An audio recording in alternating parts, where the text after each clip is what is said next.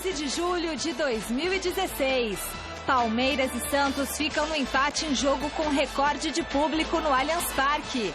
Resultado recoloca o Peixe no G4 e Verdão volta à liderança isolada. Tite assiste ao clássico no estádio e diz que jogadores em bom momento podem ter chance na seleção. Feliz da vida, zagueiro Vitor Hugo brinca com o filho Pietro na academia de futebol. A notícia triste do dia para o Palmeiras, a lesão muscular na coxa esquerda de um outro zagueiro, Mina, fora do futebol de 6 a 8 semanas. É noite de decisão para o São Paulo. Tricolor busca virada inédita contra o Atlético Nacional na Colômbia para ir à decisão da Libertadores. De volta ao gol corintiano, Cássio quer evitar polêmicas e afirmou não ter nenhum problema com o atacante Alexandre Pato. Falcão é o novo técnico do Internacional e chega querendo montar um time que jogue bola. E ainda, a preparação da equipe masculina de ginástica para os Jogos do Rio. E Casagrande lança livro sobre a parceria com Sócrates. Fique com a gente. O Gazeta Esportiva volta já.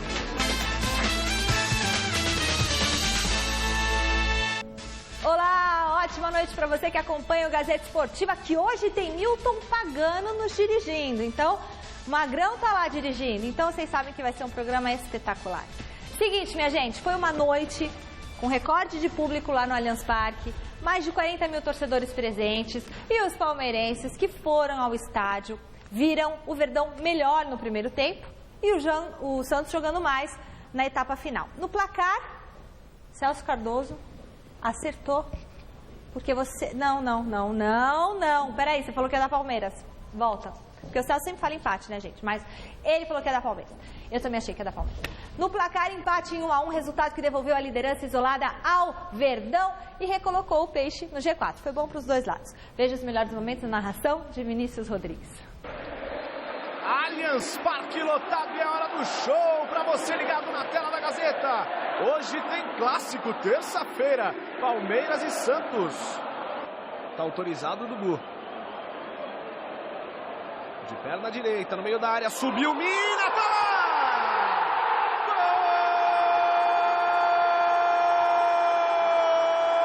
Gol do Palmeiras! E dança o colombiano Mina. É na dança do ritmo colombiano. O Palmeiras abre o placar aqui no Allianz Parque com 6 minutos. Palmeiras 1 no escanteio do Dudu. Santos 0. E cobrou rapidinho, Vitor Bueno, a bola passa! E os jogadores do Palmeiras ficam indignados, porque cobrou rapidinho o Lucas Lima. E o juiz mandou seguir o jogo, como se nada tivesse acontecido. Zeca, o recuo pro Vanderlei, mal feito, vai chegar o Barrios, o desvio pra fora. E que gol perdeu Barrios. Palmeiras troca passes de primeira, a bola chega no Jean. Na área fecha Dudu, fecha Barrios, no meio Tietê. Pode bater de direita, a bola passa. Arriscou o chute o Tietê. A abertura é com Vitor Ferraz. Bola de lado, Gabriel. O cruzamento no meio da área, passou por todo mundo. A bola passa com muito perigo. O Edu Dracena, que acabou de entrar, tá frio no jogo. E o Lucas Lima se antecipou e quase mandou pro fundo das redes. Dudu, do outro lado, pede o Eric pra ele. Dominou, vai bater. Escorregou, perdeu o domínio, Eric. Vanderlei manda pra escanteio. O Lucas bate de canhota, o Vitor de direita. O Vitor já marcou neste Campeonato Brasileiro de falta.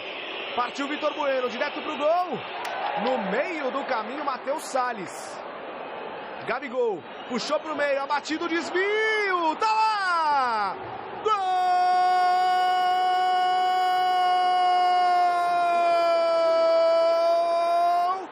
do Santos!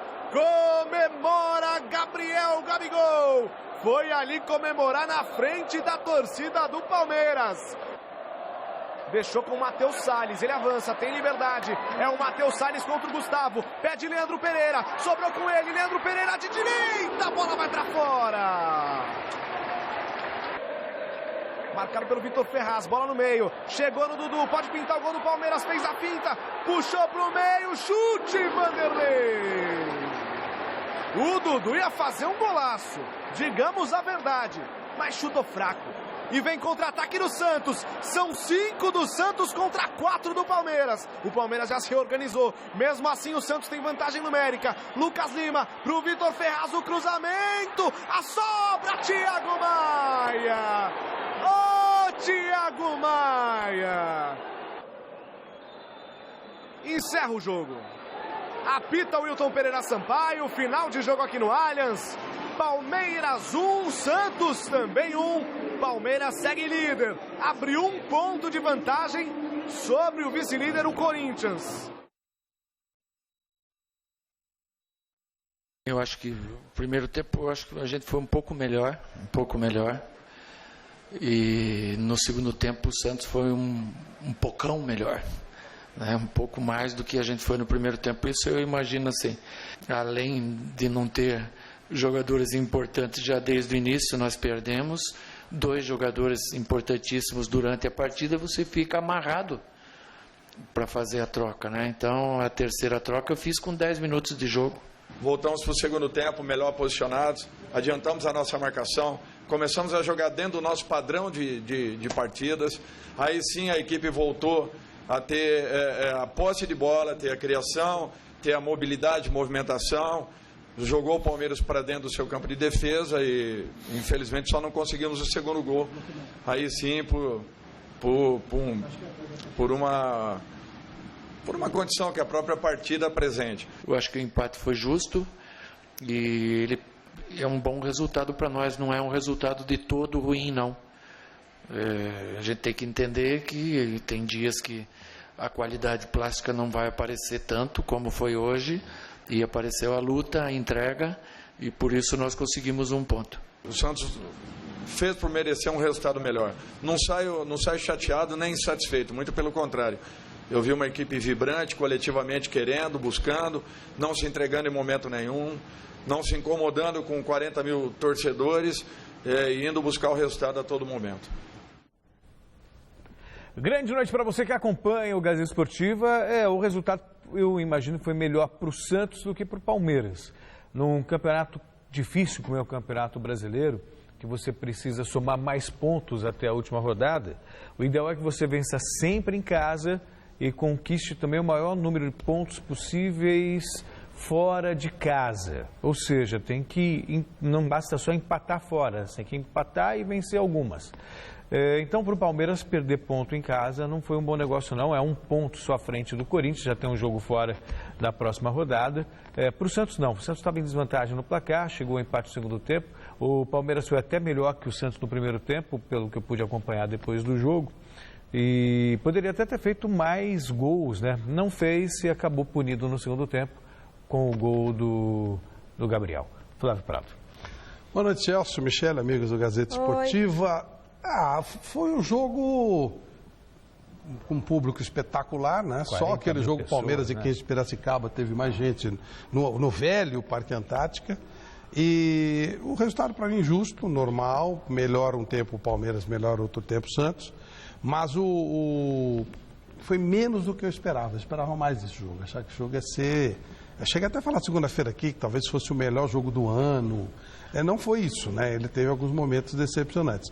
De qualquer maneira, foi um jogo legal, foi um jogo importante, mostrou a força do Santos. Concordo com você, ele foi buscar um resultado muito difícil de alguém conseguir jogando no campo do Palmeiras hoje. O Palmeiras hoje é um time realmente muito difícil de ser batido. E o Santos foi atrás, brigou contra toda a adversidade e acabou conseguindo o resultado. Mas eu esperava mais do jogo. Sinceramente, eu achava que o jogo seria mais empolgante do que foi, embora não tenha sido uma má partida, não.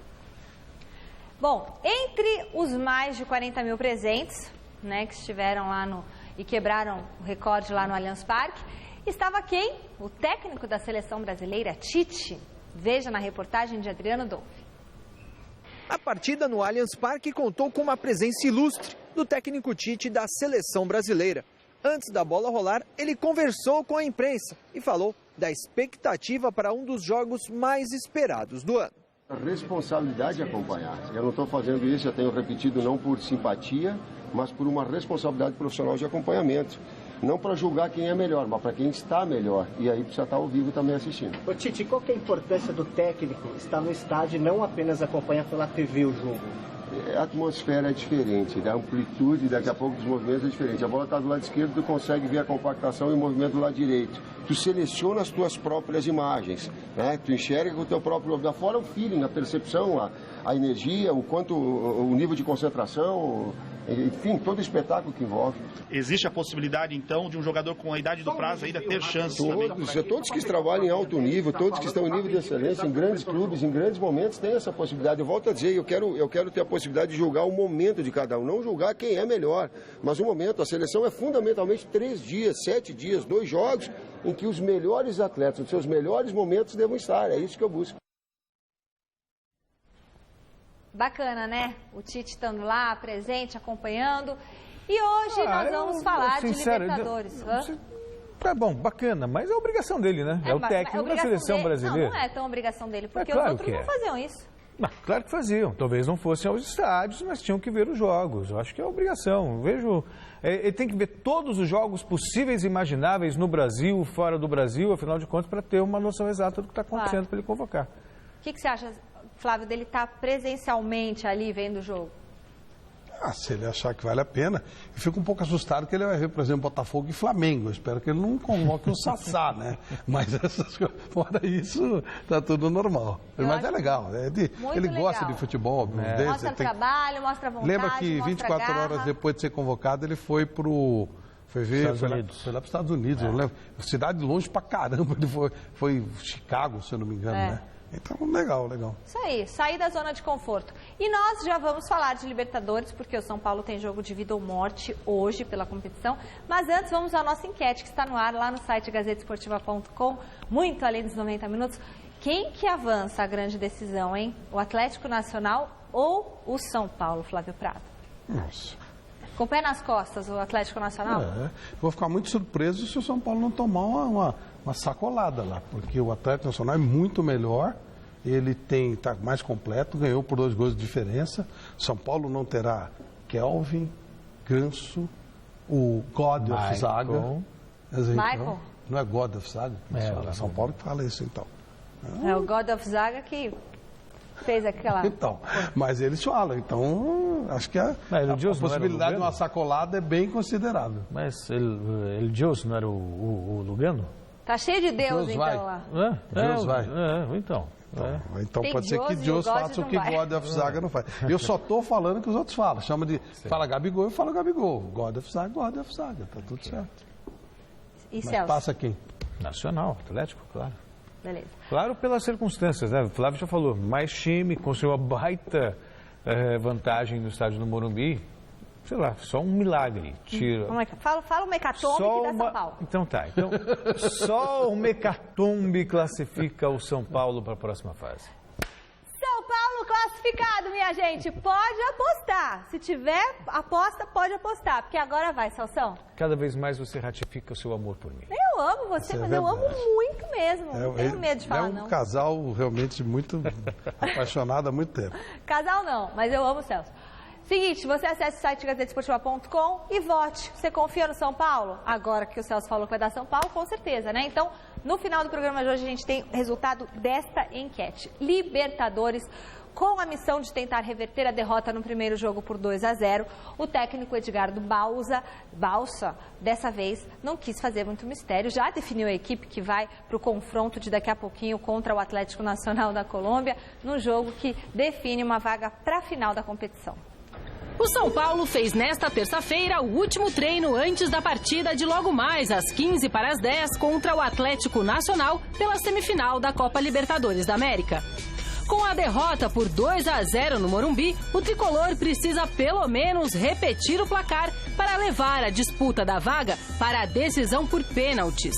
Mas o torcedor que espera um time arrojado buscando o gol o tempo todo pode ficar um pouco decepcionado. Não podemos apenas fazer gols, também temos que não tomar gols. Nosso time tem que fazer um jogo inteligente e no momento que seja necessário, vamos arriscar. Não podemos começar desde o primeiro minuto com essa de vamos, porque isso não nos convém. O Nacional é um time perigoso que trabalha bem a bola. E a situação que já era complicada ganhou mais dramaticidade neste último treino. O volante João Schmidt sentiu uma lesão na coxa e será substituído por Hudson. Mais um desfalque para a Balsa, que já não contava com Kelvin e Paulo Henrique Ganso. 3 jogadores vão se revezar para tentar compensar a ausência do camisa 10. Centurion, Wesley e Michel Bastos. O trabalho que o Ganso faz, ninguém pode fazer. Temos que partir daí. Nessa posição, posso começar com Centurion, posso depois inverter com Michel Bastos, por exemplo. Trabalhamos no treino sem uma posição fixa ou um jogador fixo. A ideia é que jogue um centroavante que vai ser o Caleri e outro um pouco mais atrás, para tratar que os 2 meias do Nacional recuem ou que um zagueiro avance. Vamos ver. Depois, analisando como o Nacional vai se posicionar defensivamente, podemos fazer alguma modificação. O São Paulo vai a campo com Denis no gol, Bruno, Lugano, Rodrigo Caio e Mena na defesa. Hudson como volante, Wesley, Thiago Mendes, Michel Bastos e Centurion no meio e Caleri no ataque. Ô Flávio, às vezes o torcedor pode ficar meio cabreiro, chateado com o que é dito aqui, mas acho que cabe uma explicação.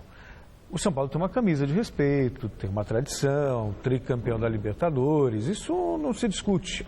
Mas hoje, time por time, o Atlético Nacional é muito mais time. É muito mais time no sentido de conjunto, é muito mais time no sentido de individualidade. O São Paulo perdeu em casa, tem desfalques importantíssimos. Quer dizer, você bem lembrou, tem o Ganso que desfalca, tem o Kelvin que é desfalque. O Kelvin era o melhor jogador, diga-se de passagem, do time do São Paulo. O Ganso também tem um papel importante. O Maicon, que investiram 6 milhões de euros para esses 2 jogos. O contrato é de 4 anos, tudo bem, mas só foi feita essa bobagem por causa dos jogos contra o Atlético Nacional, porque o contrato dele estava para vencer. Quem? Por que isso aí? Pelo Michael. O Godes Avisaga. Você respeite o cara. Então, quer dizer, não há... Claro que no futebol a gente já conhece, muita coisa pode acontecer, mas não há nada que faça com que você realmente creia no São Paulo do ponto de vista lógico, racional. O torcedor tem que acreditar, o time do São Paulo tem que acreditar. Mas quem está de fora apenas avalia... que falou que ia dar, não, viu? Tem um ou outro aí. Todos os que eu conheço lá, como é que vai ser e tal, todos estão... Mas é difícil, não há razão. Fazer 2-0, quem sabe um gol no primeiro minuto, um outro gol numa bola parada, mas ainda assim tem todo um jogo pela frente, um time que sabe tocar muito bem a bola, sabe? Agora, o Balsa... Se o São Paulo está bem servido uma coisa de treinador. Gosto muito é lógico que não é nenhum Osório, claro. nenhum São Paulo, nenhum Guardiola, longe disso. Mas ele tem consciência do que ele fala. Isso que ele falou, eu concordo plenamente. Você não pode sair feito louco, querer fazer 2-0, você tem que fazer primeiro 1, para depois fazer 2. Se você sair feito louco, está morto, porque o time nacional é melhor.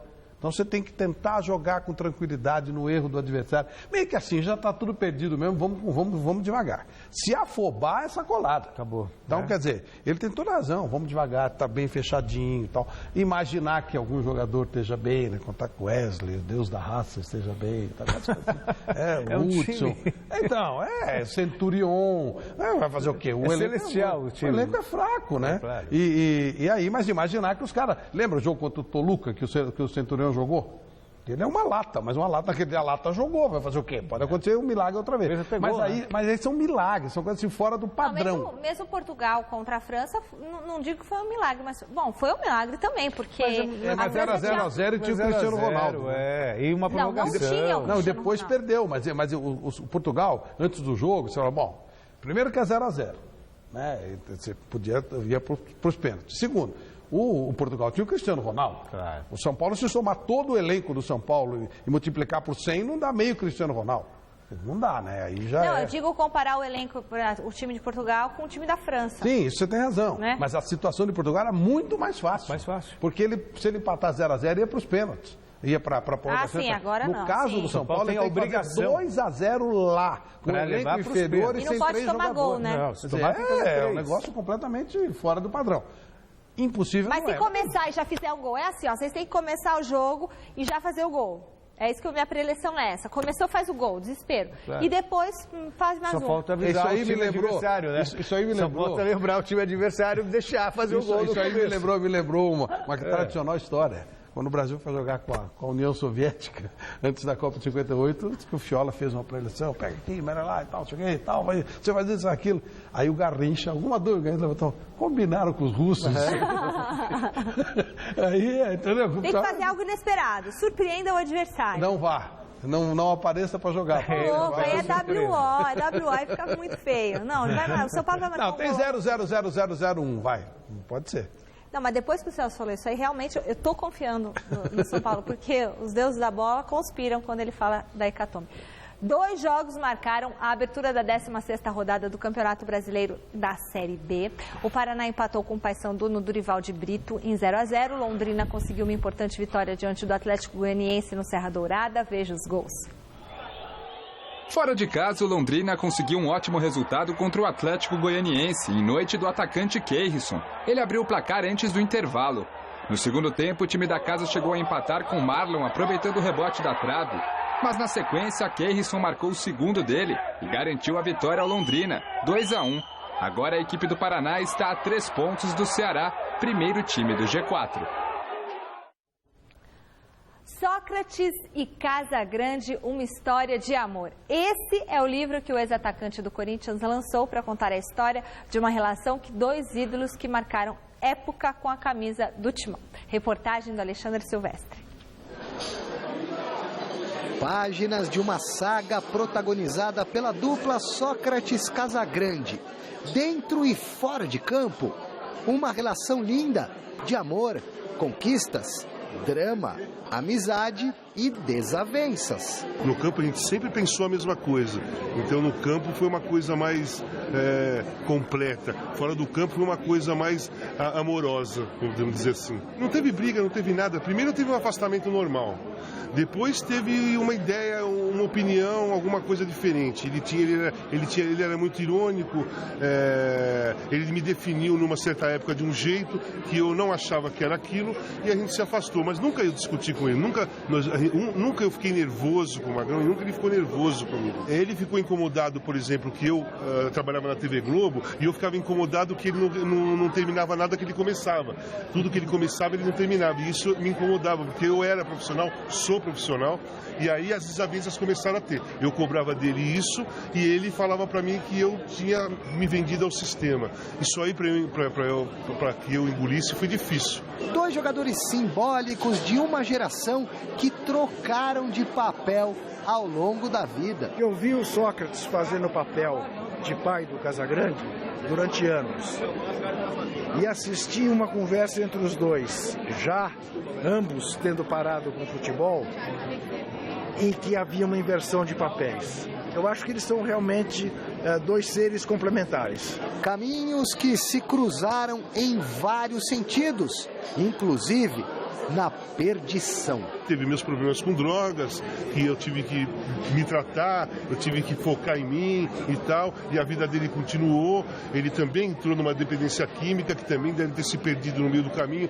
tanto se perdeu que o final foi esse que todo mundo sabe. Uma obra sem censura, que reuniu no lançamento amigos famosos. Acho que faz parte a relação Sócrates-Casagrande dentro da minha vida, na música, no futebol. É um momento bem emocionante para mim. Um livro para todas as torcidas, escrito a 4 mãos. O mérito dele é escrever muito bem e conseguir passar aquilo que eu sou no livro, né? Nos 2 livros ele conseguiu passar. Eu leio os livros e vejo que sou eu, entendeu? Esse é o grande mérito do Gilvan. Eu já tinha uma ideia de quem era o Sócrates, mas não na sua totalidade. Então eu tive que mergulhar ali com parentes, amigos, que descobri um Sócrates mais maluco do que eu imaginava. Foi muito bacana a experiência. E nas voltas que a vida dá, como num passe de mágica, um dos capítulos do livro revela uma conversa fictícia, como se fosse hoje, entre o Casagrande e o espírito do doutor Sócrates. é algo surreal. Dessa maneira que aconteceu, infelizmente não deu tempo mais depois para a gente sentar mais uma vez e fazer uma conversa longa, né? E depois ele ir embora, porque ele iria de qualquer maneira. Não é que eu iria salvar a vida dele, não iria. Ele estava no fim. Mas poderia ter dado um tempo para conversar. Como não deu, nós conversamos no livro, eu e o Magrão. Ele escreveu a história, o diálogo, eu comecei a ler. Quando eu comecei a ler, eu olhava como uma leitura. No meio da leitura, eu já estava conversando com Sócrates de verdade. As respostas eram do Sócrates, né? É só na cabeça do casal, né? Para fazer um bate-papo desse. Papo reto, nem tão viagem da imaginação assim, tem Casagrande com os atuais jogadores brasileiros. A Eurocopa, para mim, foi a Eurocopa do comprometimento.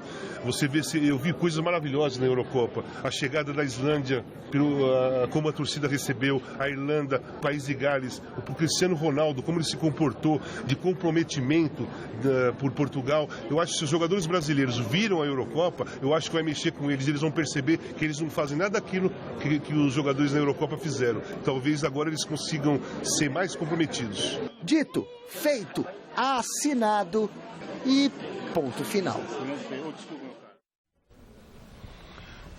Eu convivi muito com os dois, Casão e Sócrates, aprendi, Casão e Magrão, na verdade, né? E, duas figuras extraordinárias, né? Vou ler esse livro, assim, muito rapidamente, porque vai ser muito legal, relembrar de coisas importantes entre eles, algumas confidências, até algumas coisas assim do tipo essa história do se vendeu para o sistema, é bem a cara do Sócrates, mas eu não sabia dessa história, o Casão contou depois e tal. E são dois caras diferenciados, essa coisa do bom senso, que eu sou super a favor, o bom senso está dando tempo, mas continua trabalhando nos bastidores. Eles fizeram isso lá atrás com Democracia Corintiana, dois caras muito inteligentes, e o Juca falou uma coisa interessante. No começo, o Sócrates cuidava do Casão, depois o Casão cuidou do Sócrates. Mas duas personalidades interessantíssimas, dois jogadores que eram muito mais do que jogadores, eram caras que envolviam politicamente, faziam parte do sistema, se envolviam em situações que extrapolavam as quatro linhas e davam entrevistas espetaculares. Aliás, meus amigos da Rede Globo, libera o Casão para vir no Mesa Redonda. Libera o Casão. Por favor, ele quer vir, a gente quer que ele venha. Então, vamos falar do livro dele e tal. A gente promete que você vai falar do livro. E sabe de uma coisa, porque eu era garoto, né? Mas acompanhei essa fase da democracia corintiana.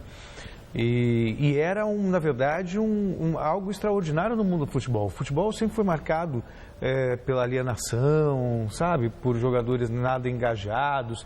Aí, de repente, você vivia um período de ditadura militar e num clube de futebol se falava em democracia.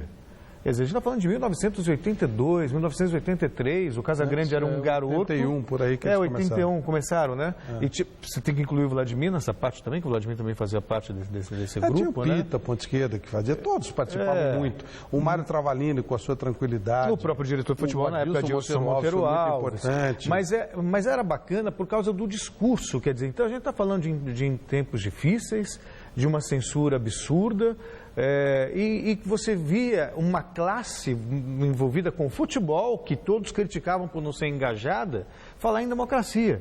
Quer dizer, independentemente se funcionava ou não no clube de futebol, porque concentração existe até hoje. Então, o Corinthians ganhou 2 títulos nessa brincadeira toda. Quando o Campeonato Paulista era importante. Que era importante. Ganharam um adversário que era muito difícil, que era o São Paulo, que era o Papa títulos da época. Que era ótimo, época. isso mesmo. Tinha Dario Pereira em plena forma, tinha um timaço. São Paulo tinha um dos melhores times do Brasil. E o Corinthians, não satisfeito, ganhou 2 títulos em cima do São Paulo. Foi perder depois para o Santos, em 83, aquele campeonato por pontos corridos. 8-4. 8-4, desculpa, 8-4, ganhou 82, 83, foi perder em 84, aquele campeonato por pontos corridos, que coincidentemente teve um Corinthians e Santos na última rodada. Então, realmente foi um momento muito especial, e para quem é mais novo, né, procurar ler e se informar a respeito disso é bem interessante, porque era um movimento extraordinário, um movimento que não existia e partindo do futebol ainda era muito mais inusitado. Olha, acompanhe o Gazeta Esportiva nas redes sociais. A gente agradece todo mundo que escreve lá, que fala com a gente pelas nossas redes sociais. Tem o nosso Twitter, @Gazeta Esportiva. Tá bom? Você pode ir lá, curtir, comentar. Vinícius Bocato está sempre abastecendo com informações super legais. Nosso time de estagiários também. No Facebook, Gazeta Esportiva, quero aproveitar e mandar um beijão para a Lidiane Faria, que faz um trabalho maravilhoso com as mídias digitais aqui da Fundação Casper Libero. E você pode rever os programas acessando o site da TV Gazeta, tvgazeta.com.br. É muito bom o site da TV Gazeta, viu? Tem todos os programas lá pela internet. Eu, como não tenho muito tempo, assisto tudo pela internet. Internet é o futuro. É hora de falar de Jogos Olímpicos aqui no Gazeta Esportiva. A ginástica artística masculina tem motivos de sobra para comemorar o bom momento e promete fazer bonito no Rio de Janeiro. Veja a reportagem de Fernando Gavini. A ginástica artística masculina do Brasil vive o melhor momento de sua história. Pela primeira vez, conseguiu classificar a equipe completa para uma Olimpíada. Depois do feito obtido, os meninos querem mais. Chegar à final no Rio de Janeiro é o próximo passo. Mas a medalha por equipes ainda é só um sonho. Acredito que para o próximo ciclo, se a gente continuar com os atletas se dedicando como se dedicaram para esse ciclo, a gente tem a condição sim de uma medalha por equipes. Mas agora ainda acredito que um resultado bom para a gente seja sexto, no máximo do máximo quinto. As principais chances de pódio no Brasil estão mesmo nas provas individuais. A maior delas é com Arthur Zanetti nas argolas. Se ele fizer tudo certo, acertar sua série e não errar, dificilmente será superado por algum adversário. E tem tudo para conquistar o bicampeonato olímpico. Mas além dele, pelo menos outros 3 ginastas brasileiros podem surpreender. Diego Hipólito quer apagar no Rio de Janeiro a frustração que teve em Pequim em 2008. Favorito ao ouro no solo, ele se classificou para a final em primeiro lugar, mas com uma queda na prova decisiva, acabou em 6º lugar. Em 2016, o veterano ginasta de 30 anos não vai chegar com a pinta de favorito de 8 anos antes. Mas se repetir a nota que deu a ele a medalha de prata na etapa de São Paulo da Copa do Mundo, pode subir ao pódio. É muito difícil, eu passei por 2 Jogos Olímpicos, que muitas pessoas acreditavam que eu ia ser medalhista olímpico e eu também acreditava, e eu tive falhas. Eu encarar ir para um próximo Jogos já é uma superpressão que eu lido comigo, entendeu? Quem tem talento de sobra para entrar na briga por medalha é Arthur Nori. No Mundial do ano passado, por muito pouco não subiu ao pódio da barra fixa e terminou a competição em 4º lugar. Eu já dificultei a minha série e fazer ela bem feita, bem limpa. A nota de partida tá boa, dá para subir 1, 2 décimos ainda e buscar o meu ponto forte, que é a execução, melhorar essas execuções um pouquinho, que dá. Acertar sua série e jogar a responsabilidade para os caras. Exato, fazer a minha parte e deixa que os outros façam a dele. Sérgio Sasaki fecha o quarteto de brasileiros com chances de pódio na Olimpíada. O paulista de 24 anos sofreu com lesões nos últimos tempos e teve que passar por cirurgias no joelho e no ombro. Ficou mais de 1 ano afastado das competições, mas voltou com tudo em 2016. Foi medalhista de prata no salto em 2 etapas da Copa do Mundo. Resultados que o credenciam a surpreender no Rio de Janeiro. Para essa Olimpíada eu estou preparado e se o corpo não tiver, a cabeça manda muito mais que o corpo. Então eu vou estar preparado da melhor forma possível para que quando a oportunidade aparecer eu consiga agarrá-la. E a gente está torcendo. Falcão está de volta ao Internacional. Em uma rápida negociação, o ídolo acertou para ser o novo técnico do Colorado até julho do ano que vem. Esta será a 3ª passagem dele pelo clube como treinador. Eu gosto do time que jogue bola, né? Eu gosto de um goleiro que sabe jogar com os pés, eu gosto que sabe estar jogando, eu gosto de ver um time que jogue. Você vai perguntar, vai fazer isso? Vou tentar, esse é o meu objetivo, né? Eu acho que a gente tem que... Eu fiz uma frase no ano passado, dizendo que o chutão, ele é uma ilusão de 10 segundos, que a bola volta, né? Só que você tem que criar tem que tentar criar essa confiança para que eles possam fazer isso, né? E aí é uma série de coisas, né? Para você não dar o chutão tem que ter aproximação, tem que ter bastante gente para jogar. Isso é uma coisa que você não consegue de hoje para amanhã, né? Esse é o momento que a gente precisa ganhar, né? E o mais importante nesse jogo de domingo é tentar ganhar o jogo. E à medida que o resultado vai vindo, a gente vai ter condições, o grupo vai pegando um pouco mais de confiança, né? E eu vou conhecendo mais eles.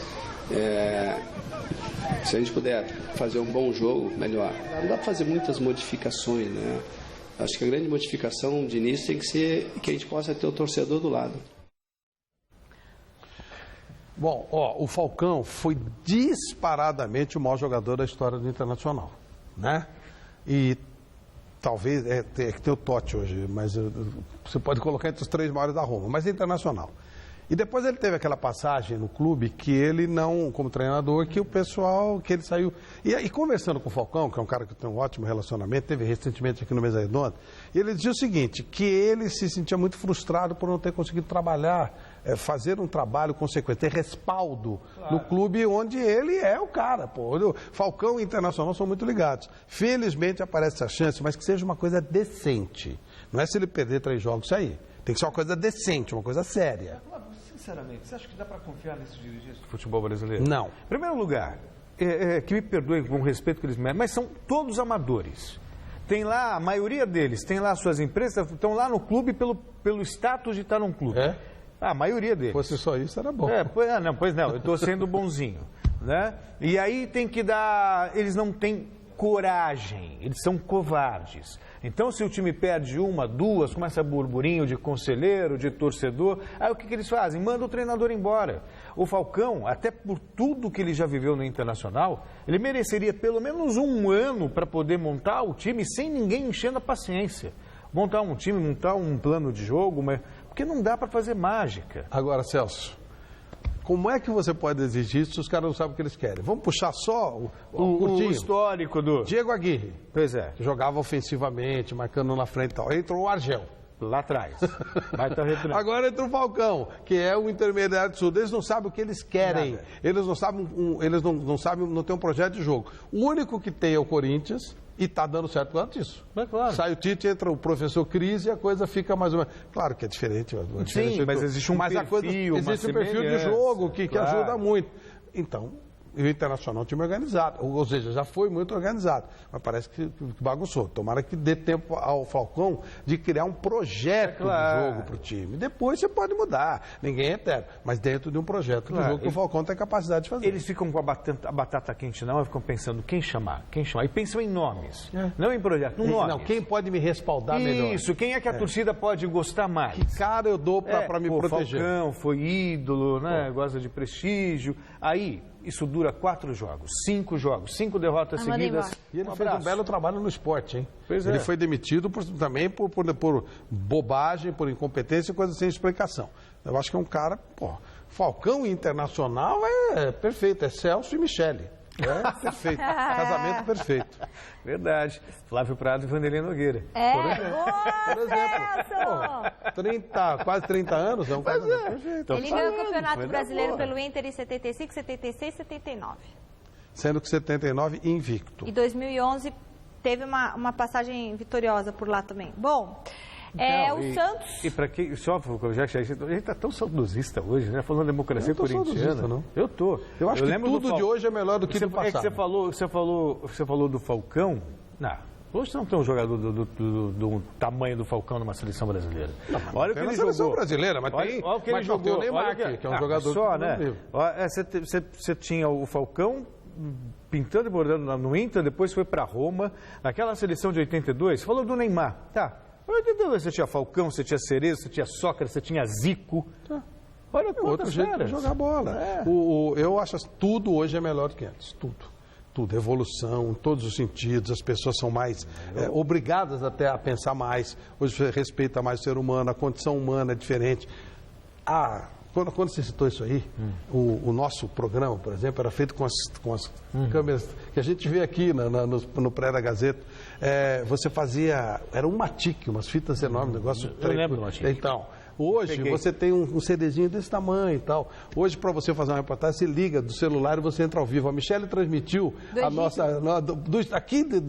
do estúdio com prática, né? Uma 9 de julho, que você teria que fazer uma movimentação tremenda. Transmitiu pela internet, que nem existia. Ou seja, evoluiu tudo. Assim, antes, as pessoas mais humildes, elas eram destratadas e ninguém podia fazer nada por eles. Hoje, se trata para você ver. Se o cara tem onde procurar os direitos dele. Tem uma lei Maria da Penha, tem lei contra o racismo. Ou seja, melhorou em todos os sentidos, melhorou em tudo. O futebol era uma camisa pesada, era bola pesada, era gramados piores.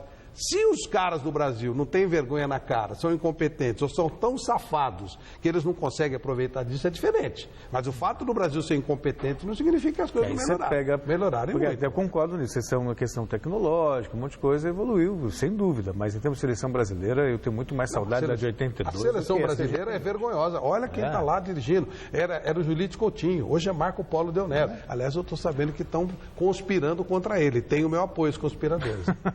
Olha, em 94 ele dirigiu o Internacional. 94... Chegou a dirigir? 2011. Deve ter sido logo depois que ele deixou a seleção brasileira. Em 94. Então tá, eu realmente não lembrava. Eu também não lembrava. Em 94 eu não lembrava. Ele dirigiu a seleção na Copa América. Dirigiu o México. Exatamente, tomou o pontapé no Fundilhos, depois da Copa América. Não estou entendendo nada disso. Bom, depois a gente vê para vocês. O Santos pediu à CBF que o trio convocado para a Olimpíada se apresente no dia 21 de julho e não no dia 18, como está marcado. Isso porque o Santos enfrenta o Gama pela Copa do Brasil no próximo dia 20 e quer Zeca, Thiago Maia e Gabigol em campo. Falando no atacante, apesar do Peixe ter dado como certa renovação de contrato dele, a permanência do jogador não está garantida ainda. Após o clássico de ontem, o próprio atacante Gabigol disse que a renovação não está certa, que apesar do presidente ter dito isso, as partes ainda estão conversando e que ele tem propostas de fora. O Gabigol ainda completou dizendo que é difícil falar se vai ou se fica, mas que vai deixar isso para os pais dele pensar direitinho e ele quer pensar e focar apenas nos compromissos do Santos dentro de campo. Tá certo. Tinha proposta do Chelsea, aí parece que o Santos não aceitou, então não gostou, mas aparece uma outra da Juventus de Turim. Aparecem os valores especulados aí, algo 30 milhões a mais que teria oferecido do Chelsea. Com o Santos, né? O Santos, eu acho que não devia ter futebol na Olimpíada. Eu falei isso várias vezes. Para mim, eu comparo isso aos Jogos Abertos do Interior. É um circo, uma palhaçada. É só para a CBF tentar conseguir alguma coisa. Só virão moleques para jogar. Nenhum treinador principal vai estar dirigindo. Ou seja, uma bobagem. Vai jogar o Neymar, vê se vem o Messi, vê se vem o Cristiano Ronaldo, não vem ninguém. Inclusive o pessoal que era titular da seleção de base, foi convocado para ele, também não veio. O Kimmich, por exemplo, é um cara de idade olímpica, para você só pegar um exemplo. Então a Juventus não liberou Dybala, enfim, é ridículo. Então eu acho que o Santos não, se o Santos puder não ceder os caras, ótimo. Mas falar que quer para jogar com o Gama, vai catar coquinho, né? Para jogar com o Gama, não, né? Para jogar com o Gama não precisa. Precisa ser respeitado o calendário e vai ser jogador para lá. Mas não pode jogar com o Gama, vai catar coquinho, pô, aí não, né? Coitado dos torcedores do Gama.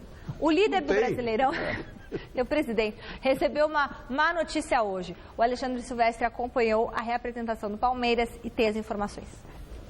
Cuca, líder isolado no Brasileirão, de boa, batendo papo descontraído com os repórteres, enquanto os reservas e 2 ou 3 titulares que estão voltando enfiam 9-0 na molecada sub-16. Vitor Hugo, feliz da vida, brinca com o filho Pietro. Triste está o zagueiro Mina, fez o gol ontem no Santos e estourou a coxa esquerda, está fora por cerca de 2 meses. Ontem no vestiário eu acabei conversando com ele, perguntei como é que ele estava e ele me disse que estava bastante dolorido, tinha doído bastante. Mas a gente procurou dar força para ele, acho que ele ia fazer o exame, ou fez o exame hoje, não sei o resultado, não cheguei a falar com ele ainda. Tá fora. Putz. Na verdade, surpresa então. Mas a gente procurou dar força para ele ontem na hora no fim do jogo, né, no final do jogo. E ele até reagiu bem, hoje chegou feliz, chegou confiante, falando até que era pouquinho tempo, então vocês agora falaram 2 meses. Enfim, vamos ter que dar força ao máximo para ele. Um sai, o outro entra Leandro Pereira jogou alguns minutinhos no clássico. Voltou da Bélgica e precisa de tempo para encarar uma partida inteira. Eu venho de férias da Europa, né? Como vocês sabem. Eu estava 15, 20 dias parado, não parado totalmente, mas sem trabalho com bola. Estava fazendo trabalho em academia. Acho que não sei se aguento os 90 minutos, claro, mas se eu for jogar, for escolhido, eu vou dar o meu máximo até onde eu conseguir, vou lutar até onde eu conseguir.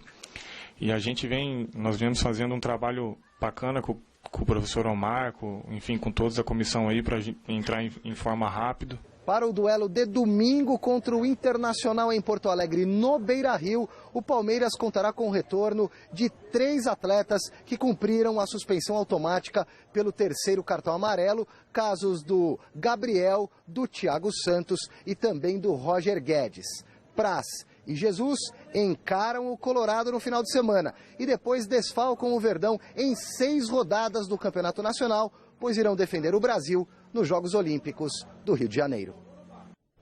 Boa, Silvestre! Agora é hora de falar do Corinthians, que segue aproveitando a folga no calendário desse meio de semana para treinar e se preparar para o clássico do próximo domingo contra o São Paulo, lá na Arena em Itaquera. O repórter Osmar Garrafa esteve no CT Joaquim Grava acompanhando mais um treino do Timão. Com o empate do Palmeiras contra o Santos, a diferença do Corinthians para o líder caiu para apenas 1 ponto. Resultado comemorado com cautela no Timão. Olha, acho que é um clássico, um jogo difícil. Às vezes é pontos trocados que falam, né? Às vezes tu empata, depois consegue empatar lá, às vezes tu perde em casa, depois busca ponto fora. Eles perderam, mas era um clássico. Com todo respeito, de repente tu perde ponto para uma equipe que está lá na zona de rebaixamento, como nós tivemos uma sequência de jogos contra equipes que teoricamente estão lá embaixo. E se tu perde esses pontos, de repente pode fazer a diferença. Para continuar na briga pelo título, objetivos curtos estão sendo traçados por aqui. Com todo respeito ao São Paulo e o Figueirense, mas nós temos, nossa cabeça tem o intuito de buscar 6 pontos nessas 2 partidas, que vai ser fundamental, de repente lá no final esses pontos fazem a diferença e nos mantermos a meta de chegar entre os primeiros. Para atingir esse objetivo, pela frente o São Paulo domingo na Arena. E a dúvida é, que São Paulo estará em campo? O eliminado da Libertadores ou o que pode ter ressurgido das cinzas? Das 2 maneiras temos que estar preparados. Nós, independente do que acontecer com o São Paulo, nossa equipe tem que estar preparada, concentrada, focada. Indiferente se de repente eles classificarem, vem com um time misto, ou se ser eliminado, vem com o time completo. Nós temos que nos preocupar em nós. Acho que tivemos uma folga e agora começamos bem essa preparação. Já treinamos ontem, hoje treinamos em 2 períodos. Então, nos prepararmos bem. Acho que independente do que aconteça no São Paulo, nós temos que estar preparados, nos preocuparmos com a nossa equipe para estar pronto. Enquanto o clássico do final de semana não chega, Cássio quer aproveitar e desfrutar do bom momento. Depois de ter amargado por um curto espaço de tempo a reserva, Cássio está de volta ao seu local de origem, o gol do Timão. Consegui passar por esses problemas, colocar minha cabeça no lugar. Acho que agradeço muito a Deus, a minha família, minha namorada também me apoiou muito, meus familiares, então esses foram fundamentais nesse momento para eu poder botar a cabeça no lugar, concentrar no meu trabalho, focar no meu trabalho e aí com a cabeça boa a gente sabe que, acho que potencial, acho que qualidade eu já mostrei que tenho e isso automaticamente eu consigo retomar, ter uma regularidade boa e eu acho que eu venho fazendo isso, retomando, acho, com muita tranquilidade. Para não atrapalhar a boa fase, Cássio faz questão de não se envolver em nenhuma nova polêmica. E por isso, fez questão de frisar que nunca teve problemas com o atacante Alexandre Pato. Eu nunca tive nenhum problema com o Pato, nenhum jogador nunca teve. O Pato, todas as vezes que esteve aqui no Corinthians, a gente sempre foi bem tratado. Eu me recordo na época até que foi perguntado e até eu questionei, foi que algumas publicações dele sendo jogador do Corinthians e emprestado para São Paulo. E é normal, é coisa do futebol e tal, mas o Pato sempre foi muito bem recebido aqui, muito bem tratado, e ele pode ter certeza que nós jogadores, não falo só por mim, mas por todo o grupo, que todo mundo vai abraçar ele, vai estar comprometido com ele para tentar ajudar ele e ele nos ajudar.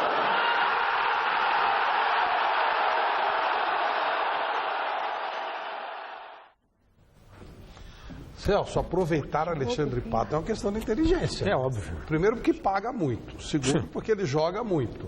Agora também terceiro que o Corinthians precisa de um jogador de ataque. Se você tem o Pato, você tem. Ele entra fácil no time. Agora, Tem fatores lá que, por exemplo, você sabia que o Corinthians ficou 10 meses sem pagar o Pato? Não. Ele precisou entrar com uma ação para receber. Aí o por Corinthians isso pagou que o tudo. presidente tem raiva dele, porque ele entrou com a ação. 10 meses sem receber. Mas tá certo o Pato, caramba. Ei, você já pensou? Como é que você, só porque você não recebeu 10 meses, você... E outra, o advogado dele, eu conversei com o advogado dele, acha que inclusive foi sacanagem. Porque quando a ação chegou, pagaram na hora. Então tinha o dinheiro. Sabe, havia aquela birra e tal, não sei o quê. Então existem coisas... Tá jogando no São Paulo, né? Então... Existem coisas que aconteceram entre os dois times, entre ele e o time, que talvez inviabilizem o rendimento dele. Mas se for possível, com bola é ótimo. Ô Flávio, eu acho que aí tem um outro componente, que o Tite, ele tinha um mérito muito grande nisso, eu acho que o Cristóvão também tem. A conversa, a sensibilidade, sabe? Trazer o jogador... O Tite não funcionou, né? Oi? Porque o Tite ficou bravo com aquele pênalti lá. O Cristóvão, ele chega zerado, ele não tem nada contra o Pato. E não é bobo, sabe que o Pato pode ajudar. Claro que pode. Não tem um histórico, digamos, ruim envolvendo os dois, né? Não. Então acho que o Cristóvão pode fazer esse ótimo. Acho que seria bom para todo mundo. Eu, sinceramente, estou otimista em relação ao Pato no Corinthians. Eu espero que jogue também.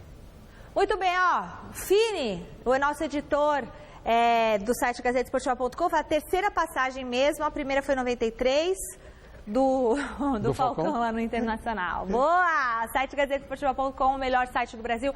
Fina enquete vai dar Atlético Nacional, 63% dos votos. 63%. 63? Uau, a torcida do São Paulo é confiante. 37%. Nossa senhora, que gente de confiança. Empolgadas. Parabéns. Parabéns pela fé. Não é à toa que o São Paulo é o clube da fé. Da fé, tem God. 37 pessoas que 37% acreditam. Domingo, o Muricy no Mesa Redonda, hein? Muricy Ramalho. Muricy Ramalho. Uhul, eu também vou estar aqui, que bom. Feliz dia do rock. Muricy, eu adoro o Muricy.